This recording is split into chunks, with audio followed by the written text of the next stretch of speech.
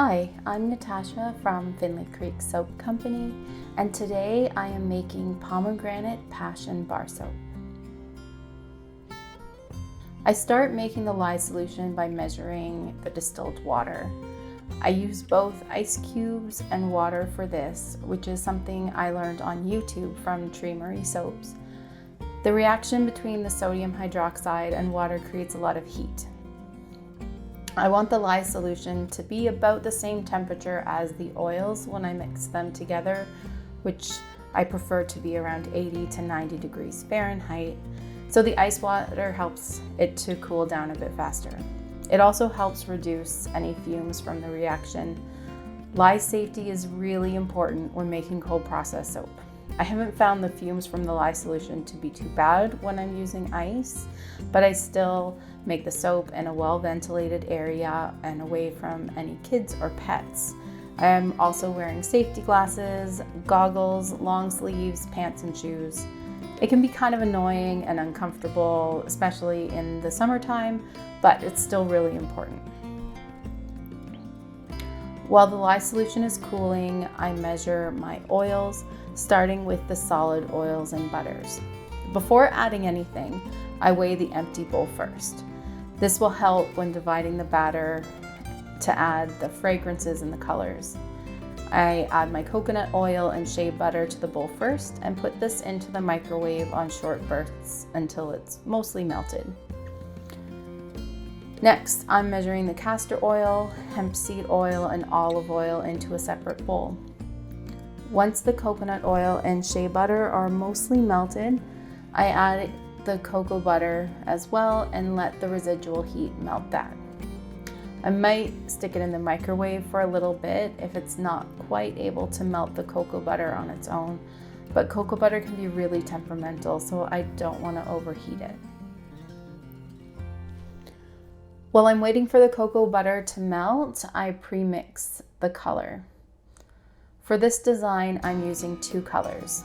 Half of the batter will be white, and I already have titanium dioxide mixed with olive oil, so right now I'm focusing on my secondary color. I'm going for a reddish purple color, kind of like pomegranate, so I've mixed Magic Red Mica from Windy Point Soap Supply with a little bit of activated charcoal. Activated charcoal can darken a color, but in my experience, it will also turn that color a little bit more of a blue hue.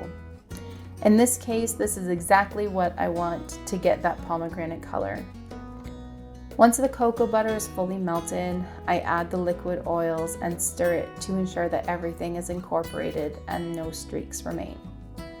The green color from the unrefined hemp seed oil make it easier to see, but even without that, you may still see streaks in the oils that will disappear with a bit of stirring.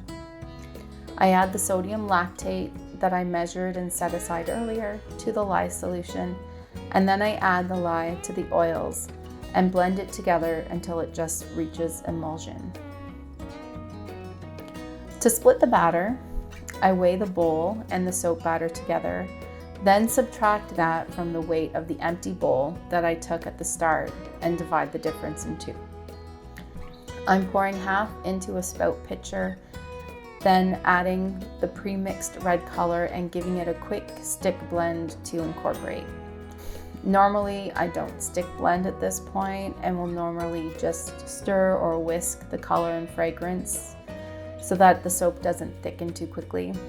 However, the design I'm going for includes a layer at the bottom, and I was running short on time to make this soap, so I wanted it to set up a bit faster than usual.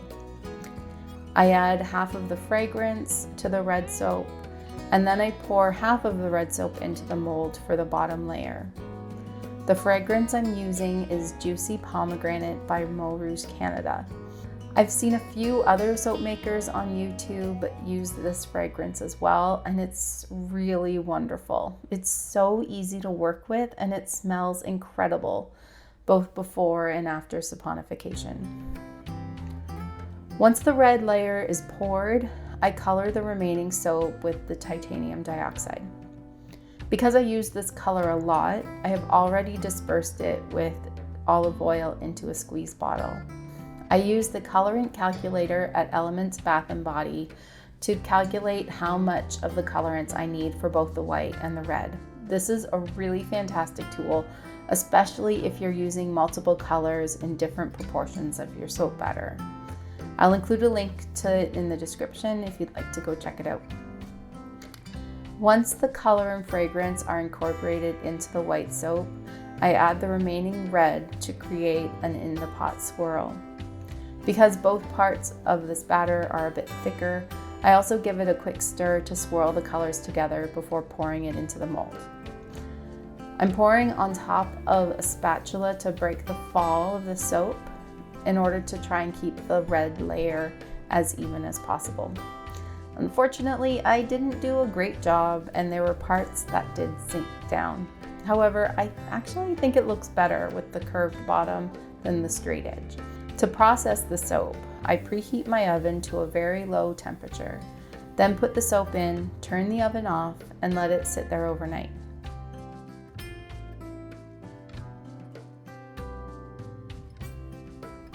So while the soap's being cut, there's a few things that I would change about this design for future batches.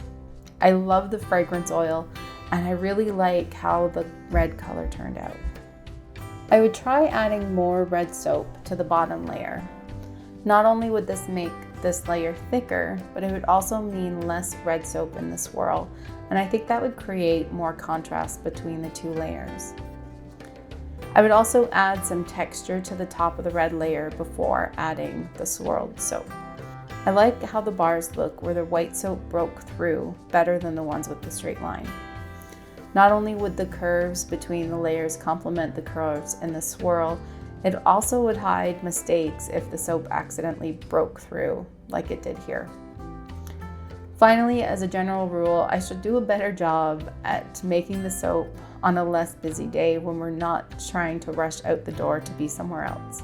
Impatience is not your friend when you're waiting for soap to thicken or waiting for layers to set up.